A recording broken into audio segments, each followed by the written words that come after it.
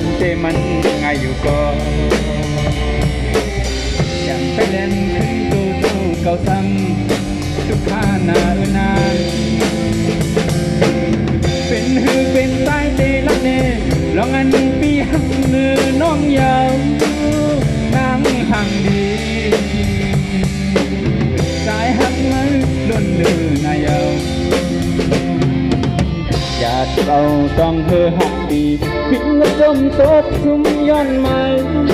น้ำเกมาวันเลยจอยแห้งเจออีลูอีกหนึ่งของไทยและจูดาอยู่ใน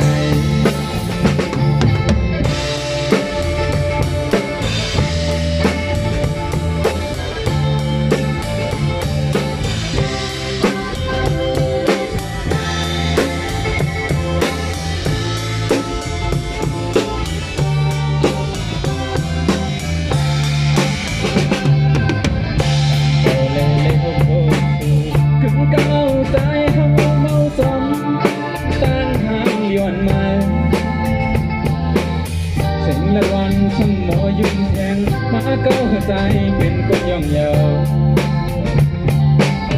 ส่งบอลที่ในโอกีเก๋มือยืนทูเมาใน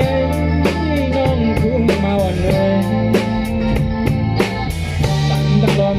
สู่ก้อนเลี้ยวมึงก็ในใจเป็นอยากใจหยอกเล่นเป็นเต้มันง่ายอยู่ก็เล่นขึ้นโตโตเก่าซ้ำทุกข้านานเป็นหือเป็นสายเตลังเนลองอันปีหักเมื่อน้องยาวนางหันลีสายหักไว้บนเรือนายาวอยากเอาต้องเธอหักปีปิ่นว่าต้มโต๊ะซุ่มย้อนมานั่นเกมาวันเลย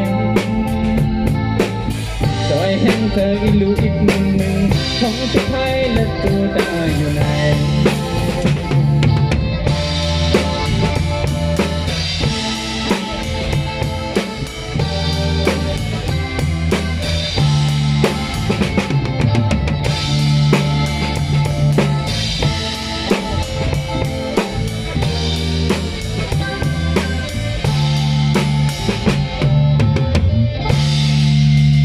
ขอบใจจุ้มเลย